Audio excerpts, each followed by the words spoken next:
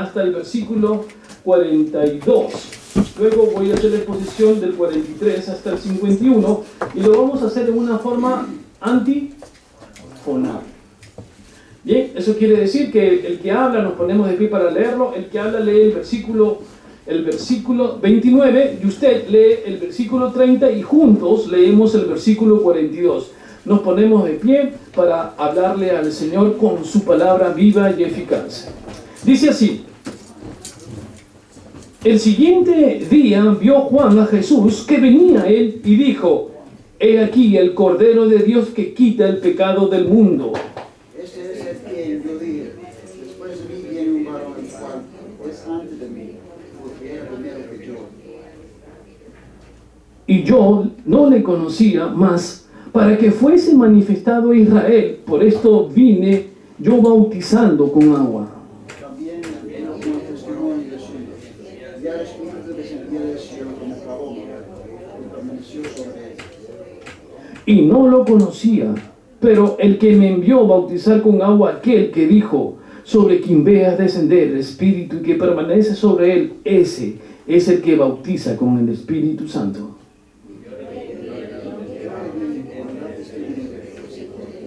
El siguiente día, otra vez estaba Juan y 2 de sus discípulos. Y mirando a Jesús que andaba por el río, he aquí el Cordero de Dios. Le oyeron hablar los 2 discípulos y siguieron a Jesús. Y que no les haya sido sorprendido, porque enseguida le dijo: ¿qué buscáis? Ellos le dijeron: traducido el maestro, ¿dónde moras? Les dijo: venid y ved. Fueron y vieron dónde moraba y se quedaron con él aquel día, porque era como la hora 10:00. Andrés, hermano de Simón Pedro, era uno de los dos que andaban con Jesús. Este halló primero a su hermano Simón y le dijo: hemos hallado al Mesías, que traducido es Cristo, todos.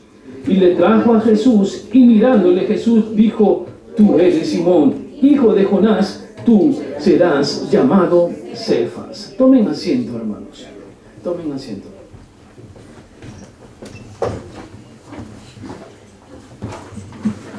Uno de los evangelistas que va a vivir hasta el final por una profecía dada por Cristo Jesús fue Juan. Él, en su hermosa introducción, cuando él habla acerca que en el principio era el verbo, una introducción que va más allá del meollo literal, sino espiritual, habla acerca de Jesús. Una introducción como esta va a darnos a nosotros el pie para entender lo que va a acontecer en la historia y cómo esa historia, que es una historia que repercute ahora y para siempre, va a recaer sobre nuestras vidas. Y lo interesante de todo esto es que cuando el Señor Jesús camina, siempre hay cambios. Cuando el Señor Jesús camina, ¿dónde, cómo? No importa. Puede ser quizás en un rincón oscuro de Galilea. Puede ser quizás en una noche con un maestro hablando con un simple carpintero. Puede ser de repente bajo la tormenta. Pero cuando Jesús va y se acerca, tu vida cambia. La exposición de la palabra decían, eran las 4 de la tarde, tal como lo expuse así. Y quiero que entiendan que cuando el Señor Jesús camina por tu vida hay un cambio. Puede ser bueno o malo, pero Él deja algo trascendental. Y es por eso que cuando hace la exposición y dice, el siguiente día vio Juan a Jesús, pero ¿quién es este Juan? ¿Quién es Juan el Bautista? Aunque ya hemos hablado anteriormente de él. ¿Por qué se le considera entre las dos personas, entre todos los profetas, un choque de gigantes? Está Jesús de Nazaret, Jesús Dios hecho hombre, y Juan, una persona que se viste diferente a otros, pero que está declarando la palabra de Dios bajo una profecía que se habían conocido antes de nacer y que ambos dentro de la barriguita de la mamá saltó sabiendo que el que estaba ahí era un ungido. ¿Qué caracterizaba a Juan? ¿Qué es lo que lo hacía diferente? Porque Jesús le dijo, he ahí el profeta entre todos los profetas. Y saben, su característica de él es que él era una persona que tenía el Espíritu Santo y proclamaba y gritaba en voz en alto que Jesús vendría para salvarnos. Jesús vendría para salvarnos. Y cuando en el principio, cuando empezamos con el versículo 19 al 24, envían los fariseos a los sacerdotes para preguntarle, ¿quién es él? ¿Quién es él? Están preocupados acerca de la personalidad de Juan el Bautista. Y es una pregunta interesante cuando las personas dicen, ¿quién es? ¿Qué es esa iglesia? ¿Quién eres tú? ¿Por qué hablas diferente a otros? Cuando hay preguntas y hay respuestas. Pero esta pregunta distorsionaba el concepto de lo que era el Mesías. Vean el versículo 21 y le preguntaron, ¿qué pues? ¿Eres tú Elías? Los sacerdotes, hablando antes, le dice, y le preguntaron, ¿qué pues? ¿Eres tú Elías? Y dijo, no soy. ¿Por qué lo confundían con Elías? ¿Qué hacían o qué concepto tenían para confundir a Juan el Bautista con Elías? Muchas veces cuando leemos la palabra lo leemos tan rápido que nos pasamos de alto. ¿Por qué está Elías aquí? ¿Qué tiene que ver Elías? Pero en el mundo de los judíos creían que Elías traería el mensaje y prepararía el mensaje del Mesías. ¿Por qué? Porque cuando usted ve a Elías en el Antiguo Testamento, él vestido también de un traje parecido al de Juan el Bautista, se presentó ante el rey. Y le dijeron, ¿tú eres acaso el que vas a presentar al rey Vitista? Entonces en su confusión pensaban que era Elías. Por eso es que ellos dijeron, será Elías, este es el que iba a presentar al rey. Y él dijo, no lo soy. Miren, Juan el Bautista pudo haberse llevado la gloria. Él estaba en un tono en el cual tenía discípulos. Él pudo haber dicho fácilmente, lo soy, y haber ganado cuantas cosas las personas buscan. Pero él, en su humildad, siendo joven, porque era joven, cuando estaba expresándolo, dice, no lo soy. No lo soy. Y entonces vuelven a preguntarle. Y le dicen, ahora le están preguntando, ¿eres tú el profeta? ¿Y qué tiene que ver el nombre del profeta con Juan? Porque también ellos pensaban que era un profeta salido de los libros del Antiguo Testamento quien iba a presentar al Mesías. Y él responde simplemente, no lo soy. Le hacen la tercera pregunta y le preguntan a él, pues ¿quién eres? Para que demos respuestas a los que nos enviaron. Yo soy la voz de uno que clama en el desierto. Enderezad el camino del Señor, como dijo el profeta Isaías. La carta de identificación, lo que dice aquí, yo soy la voz de uno que clama en el desierto, lo sacó del libro de Isaías. Esta misma palabra es su carnet de identificación. Soy uno que clama en el desierto. ¿Por qué decía desierto? ¿Se tiene tanta gente? ¿Acaso no estamos en un desierto ahora? ¿Acaso cuando usted camina allá afuera no hay un desierto? ¿No hay una gran soledad entre una gran multitud? Juan el Bautista solamente con el poder del Espíritu Santo que habita en usted, hermano. Lo prediqué hace 2 semanas. Ese poder es lo que lo hace diferente. Es el que reclama la voz de Dios, proclama su nombre, aun cuando esté en el desierto y que usted cree que nadie lo escucha, lo escuchan. Y sabe, esa palabra que usted proclama como lo hizo Juan el Bautista, va a dar cuenta, es el que lo escuchó. Yo le pregunto una cosa a usted. ¿Usted puede decirle a su oído, ¿lo escuchas? ¿Pueden hacerlo? No se puede. ¿Puede dejar de mirar o no? Cierra sus ojitos. Pero ¿puede dejar de oír? ¿Saben? Cuando usted proclama el Evangelio, las personas pueden estar en esta situación. ¿Y a mí qué? No me importa. Pero saben, ya escucharon. Y cuando escucharon la palabra de Dios, que es una espada de 2 filos, a él o a ella le van a decir, un día te proclamaron el Evangelio. Esa mujer, esa joven, ese niño, ese varón, ese anciano, predicando en la voz en el desierto, escuché que te proclamó y tú lo escuchaste. No hay ahora excusa para decir que no. Dice así, en el 29, el siguiente día vio Juan a Jesús que venía a él y dijo, he aquí, vean la respuesta, he aquí el Cordero de Dios que quita el pecado del mundo. Todas las esfinges y figuras de la época media indicando así a Juan el Bautista, ese es Ese es el Cordero, este es el que estoy proclamando. Él se acerca. Hermanos, usted puede decirle, ahí en la cruz, el Cordero inmolado que murió por mí. O pasa por la cruz y dice, bueno, hay una cruz más. Y se olvida del todo lo que hizo Dios para salvarnos. ¿Por qué el mundo se ha vuelto tan frío? Aún los cristianos estamos en una situación en que Navidad y ponemos luces, está bien, pero ¿dónde está Jesús? ¿En dónde? ¿Acaso está Jesús en una figura? ¿Lo tienes en un carnet, lo metes aquí y lo sacas cuando quieres? ¿Dónde? Te pregunto, ¿dónde? No importa tu edad. Tu mente es atravesada por la palabra de Dios. ¿Y sabes qué quiere? Pasar una eternidad sin Él. El mejor regalo que usted puede recibir es a Jesús en su vida. Y Él dice, y venía a Él y dijo, hermano, si Jesús viene, ¿usted qué hace? Corre. Le pregunto, ¿no es que? ¿Qué hace? Viene Jesús. ¿Qué hacen los ladrones cuando viene la policía?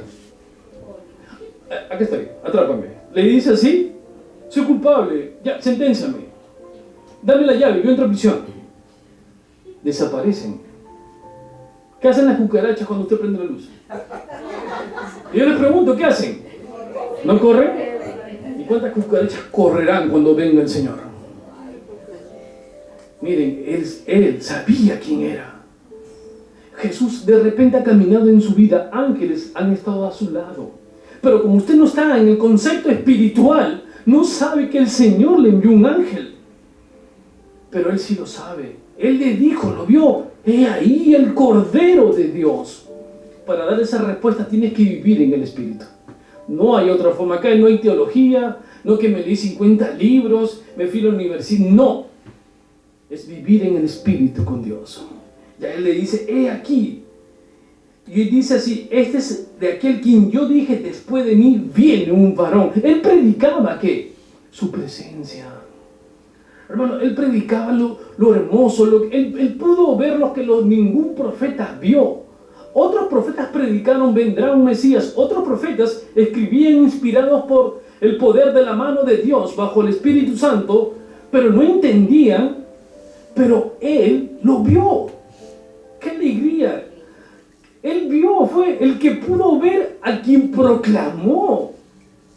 Y no le importó que le cortaran ¿qué?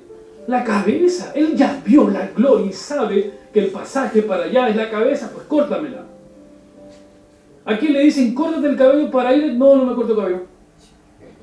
Hermanos, estamos en un mundo tan fácil, como decía un filósofo peruano, vivimos en el superficialismo, en el facilismo y en el rapidismo. ¿O no es así? ¿No queremos fácil, rápido? Oh, por favor, y que no ejerza mucha fuerza porque estoy cansado. Juan el Bautista estaba en el desierto. ¿Qué comía? Comía una dieta estricta, mostrando que no le importaba lo que el mundo hiciera. Ese es un varón de Dios. Un varón que no le importa lo que le digan. ¿Qué creen? ¿Que no se burlaban de él? ¿Cómo se vestía, lo que comía? ¿Acaso no se burlaban? Y nosotros nos preocupamos. ¿Qué van a decir? Me puse mi camisa. Bueno, ¿qué? ¿No hacemos eso para salir? ¿Cuántas veces usted va al espejo antes de salir? Oye, los que se rieron, el pez por la boca muere. ¿Cuántos? Y hacen así. Y todo eso. ¿Cuántos? ¿Muchos o no? Muchos. Todos. A excepción que usted sea y tenga espejito, espejito. Dime quién es el más bonito. No, y el espejo tiene una grabadora. Tú. Y te vas. Pero el Señor, recuerden, ese espejo, ¿saben cómo se llama? Tiene una marca. Saúl. Saúl se llama esa marca. Ese espejo es Saúl. Saúl, una persona grande, fuerte, atractivo, le sacaba una cabeza a cualquiera, pero cobarde cuando se tuvo que presentar ante una circunstancia. Pablo, feo, chueco, virolo, con artritis, jorobado, hizo más milagros que cualquiera. Está en la palabra de Dios. Entonces, ¿qué ve el Señor? Tu corazón, tu corazón. Y entonces dice, este es de aquel quien yo dije, después de mí viene un varón, el cual es antes de mí, porque era primero que yo. Y yo no le conocía más para que fuese manifestado a Israel. Por esto vine yo bautizando con agua. También Juan dio testimonio diciendo, y vi al Espíritu que descendía. Hermano, un momento glorioso. Un momento, si usted siente, como dijo mi esposa, estamos tan entrelazados en las raíces, sentimos el mismo palpitar. Ahora, él está viendo algo que no vio nadie. ¿Por cuántos años el Señor, Dios, la primera persona de la Trinidad, estuvo en silencio? Casi 440 años. No habló, no había profeta, no había nada. La gente estaba tan fría, ya se habían olvidado, estaban preocupados, no tenemos. El Dios no nos habla. Mandó a Juan y les habló. Pero cuando el Señor Jesús se bautizó, después de 440 años, el Señor envía a la tercera persona sobre la cabeza y la unción de Jesús. Y aún habla. Hermano, habla Dios, primera persona, este es mi Hijo amado. Yo les pregunto, hermanos, si de un momento a otro la voz de Dios retumba aquí, uno ya inmediatamente se convierte al Señor o no. Pero ¿por qué no pasó acá? Escucharon la voz de Dios y siguieron con su vida. El libro de Revelación dice que el Señor, aún después del rapto, aquellos que saben algo de esto, después del rapto, aún va a seguir predicando a los que quedaron. Pero saben, dice también el libro de Revelación que estarán las puertas abiertas, pero nadie va a entrar. Porque ellos van a continuar haciendo lo que su carne quiere. El Señor Jesús está aquí. Y Él dice también, dio Juan testimonio diciendo, vi al Espíritu que descendía del cielo como paloma y permaneció sobre Él. Y yo no le conocía, pero el que me envió a bautizar con agua, aquel que dijo, sobre quien veas descender el Espíritu y que permanece sobre Él, ese es el que bautiza ¿con qué? Con Espíritu Santo. Con Espíritu Santo. Hermanos, un día nosotros pasamos por el agua. ¿Recuerdan? ¿No recuerdan cuando pasaron por el agua? Amén. Amén. Y que después fue el único día que se bañó. Bueno, por eso es que se acuerdan muchos. Bueno, eso fue una identificación, pero ahora estamos bautizados ¿con qué? Con el Espíritu de Dios.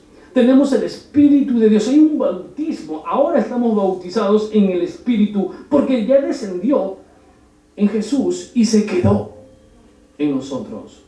La pregunta ahora es, ¿por qué entonces no hay gozo? No aquí, por supuesto, en otra iglesia. Pero ¿por qué no hay gozo en su rostro? ¿Por qué hay aburrimiento a veces?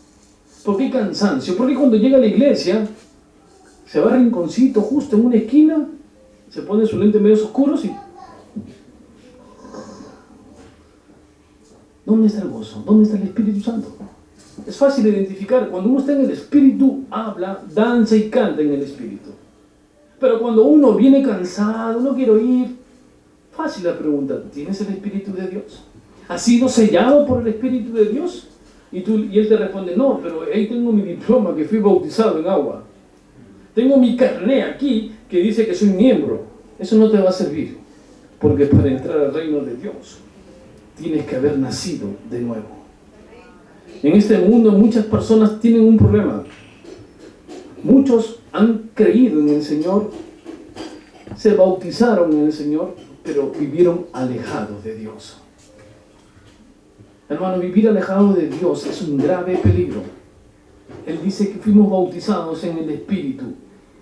Dice la palabra de Dios que al día siguiente, en el versículo 35, y al día siguiente, otra vez estaba Juan, ¿y qué? Y 2 de sus discípulos. Vean, Juan tenía discípulos. Él había preparado a muchas personas. Ellos habían contribuido con Juan el Bautista. ¿Para qué? Para proclamar, para que ellos conocieran, para allanar, para preparar el terreno a la llegada del Mesías. ¿Era un pastor o no? Por supuesto que era un pastor. Y dice que cuando lo vio, dice al día siguiente, otra vez estaba Juan y 2 de sus discípulos. Y mirando a Jesús, que andaba por allí, he aquí el Cordero de Dios. Le oyeron hablar los 2 discípulos y siguieron a Jesús. Si ustedes ven el cambio de un pastor, de Juan el Bautista, sus discípulos, ahora viene el pastor de pastores, y ahora ¿quién siguen? A Jesús. ¿Vieron el cambio? Dice, él estaba con 2 de sus discípulos y vieron a Jesús y él dijo, he aquí el Cordero, y dice la palabra que inmediatamente los discípulos que hicieron, siguieron a Jesús. Ese es un cambio. El pastor de pastores ya vino.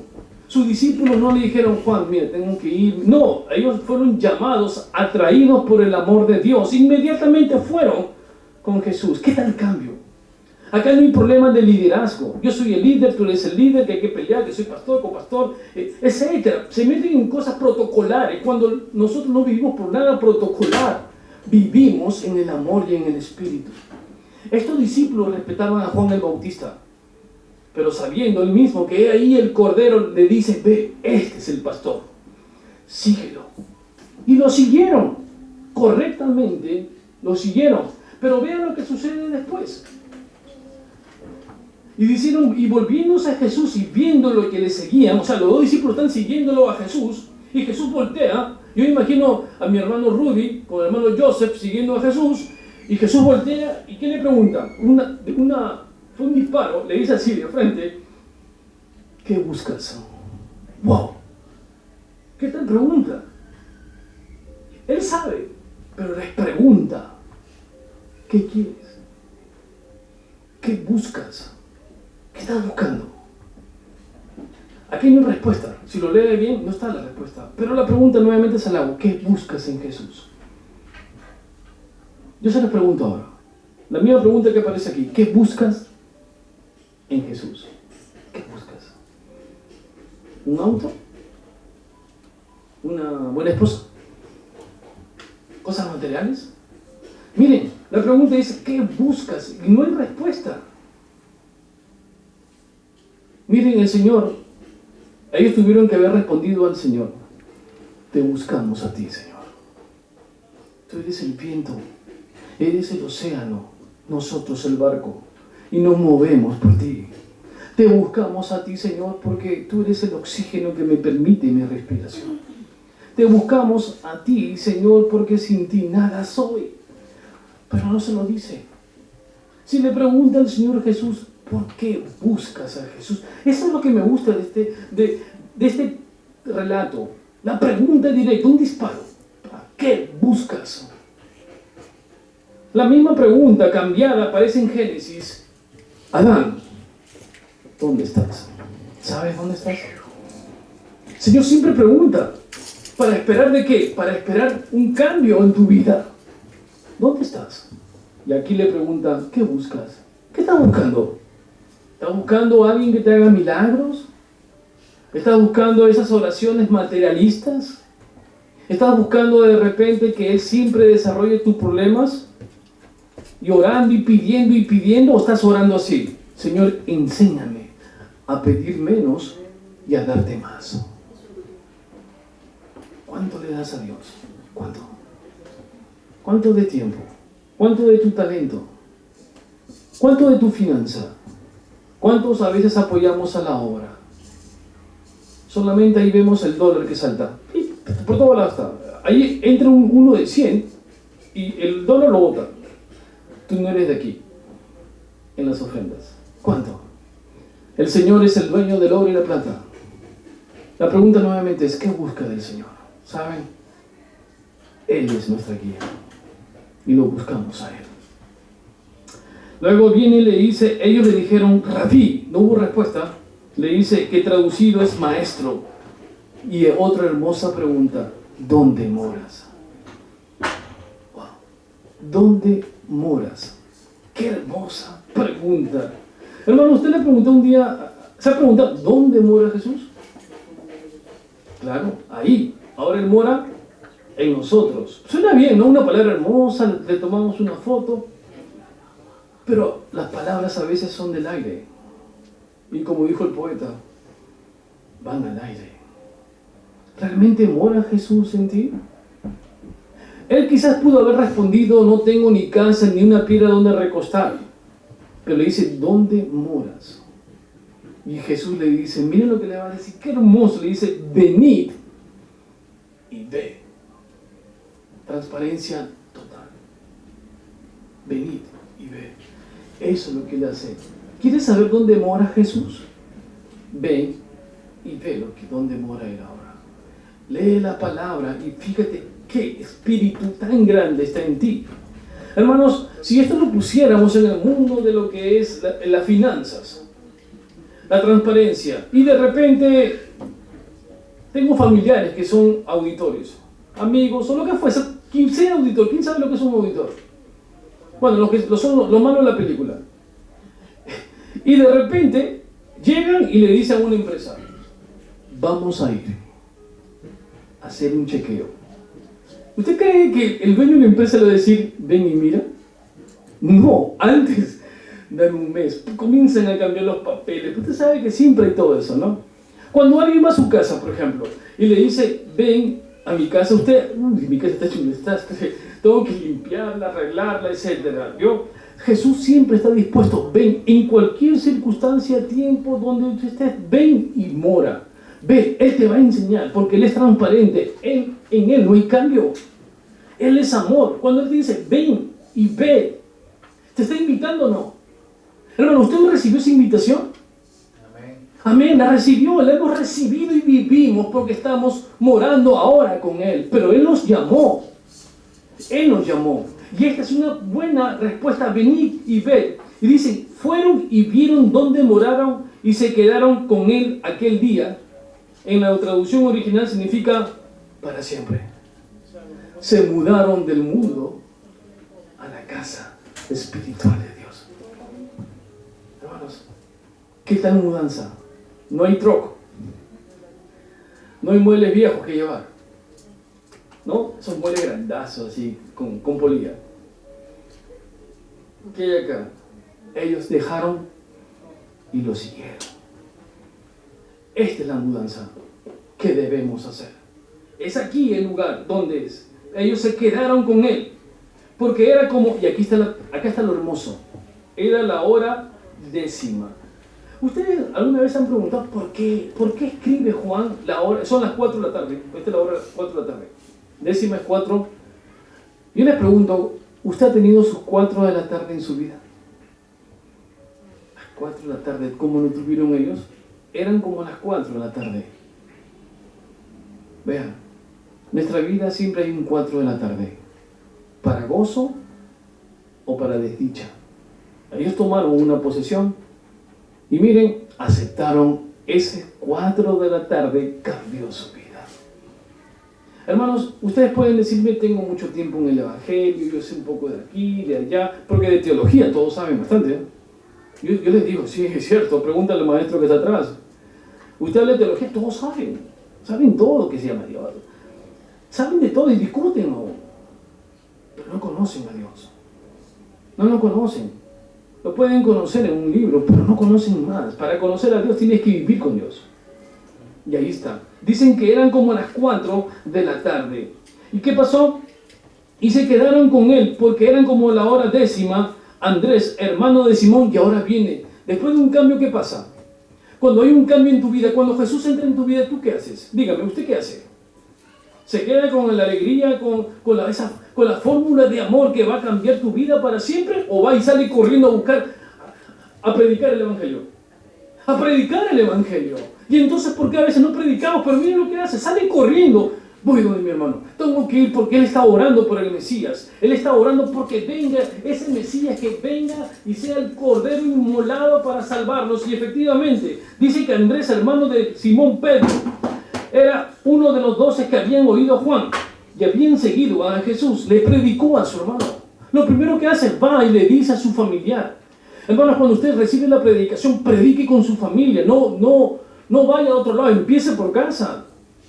Hay personas que quieren predicar por todos lados, quieren irse a varios países, empezando por Europa,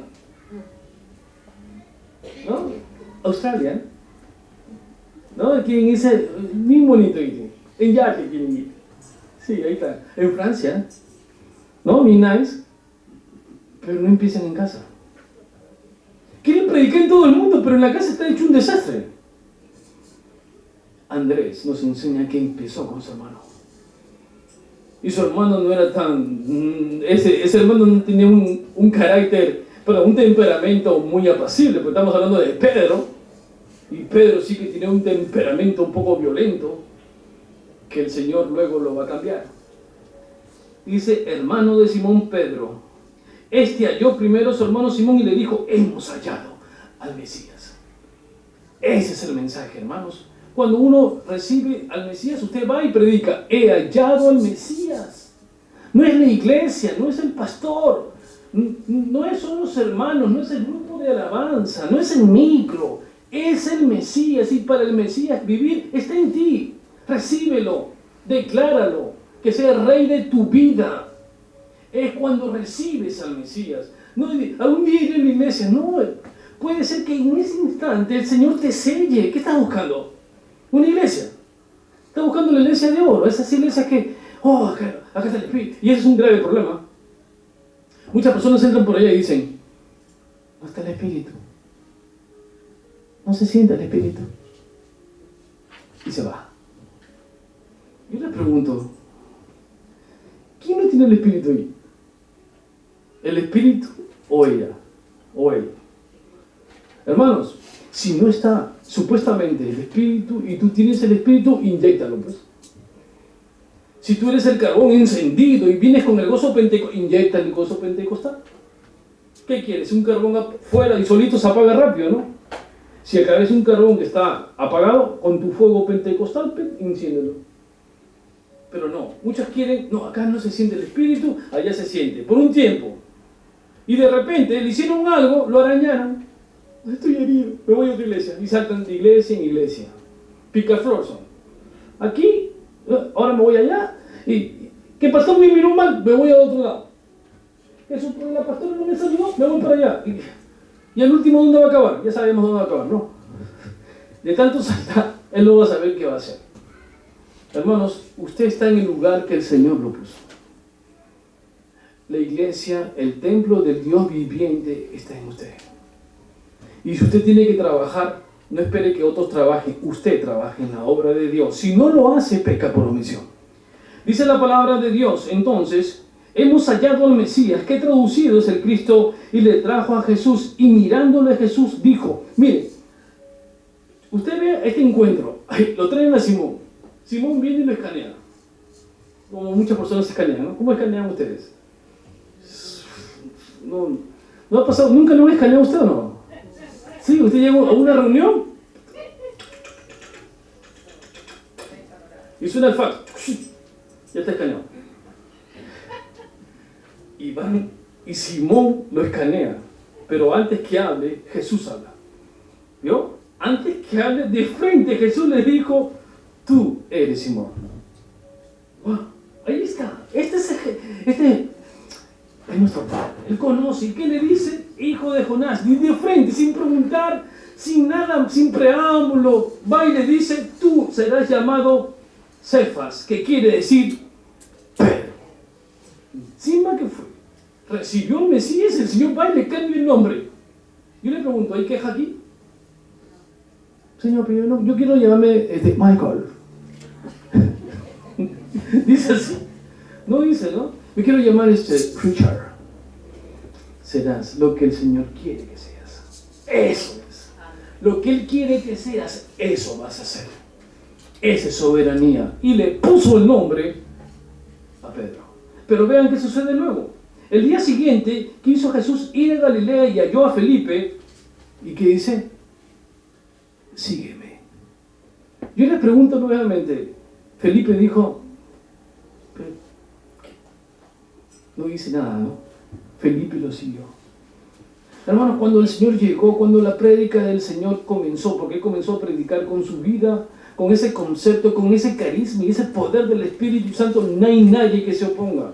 Las veces que Él llamó, todos siguieron, no hubo un cuestionamiento. El cuestionamiento usted lo va a encontrar en el Antiguo Testamento, pero aquí cuando el Señor dice, sígueme, lo sigue. Si usted escuchó la voz de Dios diciendo, sígueme, usted está aquí. Y debe seguirlo al Señor. Felipe está acá. ¿Y qué hace Felipe? Dice que inmediatamente Felipe halló a Natanael y le dijo, hemos hallado, veo, otra vez le comunica, hemos hallado a aquel de quien escribió Moisés en la ley. Así como los profetas, a Jesús, el hijo de José de Nazaret. Y Natanael dijo, ¿de Nazaret puede salir algo bueno? Tremenda pregunta. En mi país, por ejemplo, hay personas que... Yo soy chalaco, de Callao. Y muchas personas siempre tienen el concepto del Callao. Es casi como Natanael. El Callao. De ahí puede salir algo bueno. Es lo mismo. Por supuesto que puede salir. Puede salir del Callao, puede salir de Springfield, de aquí de Newark, puede salir de los buildings más feos. Puede salir, claro que sale. No es el territorio, es la persona. Y él está siendo general cuando tuvo que haber sido específico. Así que del Callao sí puede salir algo bueno. Ahí tenemos a mi hermano Juan Chalaco. El que habla somos chalacos. Y sí ha salido algo bueno. Y seguro que alguno está diciendo, ¿quién te ha dicho que era bueno? Bueno, no sé si tú. Yo no sé si tú, pero tengo un Jesús que me transformó y cambió muchas de las cosas, porque si no fuera por su mano estuviera muerto hace muchos años y violentamente. Y él no lo quiso, callado, sí. Amén. Y luego dice, y de Nazaret podría salir algo bueno. Cuando Jesús vio a Natanael que se le acercaba, dijo, he aquí, miren, él cuestiona y dice, he ahí un verdadero israelita en quien no hay engaño. Jesús no se molesta por la pregunta, pero hay un cuestionamiento a veces. ¿Por qué le dice he aquí un verdadero israelita en quien no hay engaño? Porque él efectivamente cuestionó de corazón. ¿Dónde se encontraba Natanael? Debajo de una higuera, reflexionando, orando y buscando al Mesías. Jesús luego le va a decir, te vi. ¿Pero cómo? Porque Él está en todos lados. Él te ve. Cuando tú te acercas al Señor, Él ve de dónde vienes. Cuando te acercas al Señor con un corazón contrito y humillado, ya quizás con la vida media destrozada, con un pasado, con un divorcio, tal. Ustedes sabían, tengo que explicarle ya. A las personas que tenemos nuestra edad, así ya estamos en bajada, ya sabemos que a veces venimos de golpe en golpe, pero Jesús te cambia. Jesús cambió a estas personas. Ellos, como dice el libro de Hebreos 11, ellos están justo en una figura retórica. Ellos están en esa tribuna gritando, sigue, continúa. Ahí está. Y usted continúe la buena carrera para llegar. No vaya a velocidad, vaya al paso que usted tiene. No se acelere. El Señor no le importa si llegas primero o segundo. Lo importante es que llegues. De repente no llegas al final, te caes, pero el libro de Isaías dice, y el Señor viene, como el pastor, a esa ovejita con la pierna quebradita. ¿Qué hace? La restaura, la pone en sus hombros, y si no pudiste, Él te pone y te lleva. Ese es el Jesús. Hermanos, ese es el Jesús que usted tiene que reflexionar. No dejen que las palabras que vayan virtiendo de mi boca solamente sean palabras vivas, los coloque, son semillitas ahí en su corazón. Échele agua a través de la oración. Échele más agua cuando lee y cuando ayuna, y va a ver cómo va a florecer. Y usted va a tener un cambio, su mirada va a ser otra. Como dije la semana pasada, cuando venga tormenta, dance bajo la lluvia. Viene tormenta, a danzar en el Señor. Usted está danzando, que se moja, pero sabe que está en el Señor y que Él tiene el control mío y suyo. Que el Señor, en su misericordia, cambie su cabecita de barro. Pobre cabeza de barro, ostentan ser más sabios que tu Dios. Levantan la mano. ¿Será cierto? ¿Por qué? Y yo me imagino, Dios, tremenda pulguita y haciendo bulla. ¿Qué estás haciendo, che? En cambio, cuando esa pulguita chiquita, le dice, te amo, Señor. Y te acercas. Dice en el libro de Isaías que te pone en su mano, la cierra y dice, no hay nadie que pueda abrir esto, porque ahí estás tú. ¿Dónde estás ahora? ¿Aquí? ¿O afuera? ¿Solo? ¿Sola? No, está Dios acá. Esto se llena y se satura de las potestades del Señor. El Espíritu de Dios camina entre usted y entre mí. El Señor ahora está aquí. Camina entre las bancas. No lo ves, pero olfatea su olor. Su sombra cambia, transforma, sana. Créelo, cuando vives por fe, pasa eso. No estás sola, no estás solo. Dice que un día Él secará toda lágrima. Por ahora es bueno llorar, ¿no? Es bueno llorar, sí. Los ojos no ven mientras lloran, pero luego ven mejor. Y ríe y llene su desierto con llanto. Y aún del fango sucio, un clavel puede nacer. ¿Saben? A veces me siento, no la rosa, pero quizás una espina. Pero si el Señor me hizo espina y me sacó del fango, doy gracias al Señor por ser espina, porque aunque estoy pegado al tallo, estoy en la vida de Jesús. Quizás no un clavel, pero usted tiene un nombre, hermana. Usted tiene un nombre que un día va a ser cambiado. Ya no se va a llamar Primitivo, pero Él tiene un nombre especial para ti, en el libro de la vida. Y yo quiero que ese día, todos sentados en las bodas del Cordero, alabando al Señor, ángeles y arcángeles, sacerdotes y todas las huestes espirituales y todo el universo cantando, alabándole y adorando al Señor, y usted sentado en las bodas del Cordero. Él va a reivindicar lo que un día le quitaron. Él va a pagar lo que un día le hicieron. Lo escupieron, lo maltrataron, lo botaron del trabajo, hablaron mal de usted, lo murmuraron y chismearon. Él va a pagar. Pero ahora, ¿de qué lado estás? ¿Con Natanael, Simón, Felipe? ¿O estás con Pilatos? Está en ti. Vamos a orar. Amado Padre, vengo ante tu presencia, Señor, a rendirte toda adoración, a decirte que te amo, Padre, que te amamos como iglesia, Señor, que al moverte tú entre nosotros, amado Señor,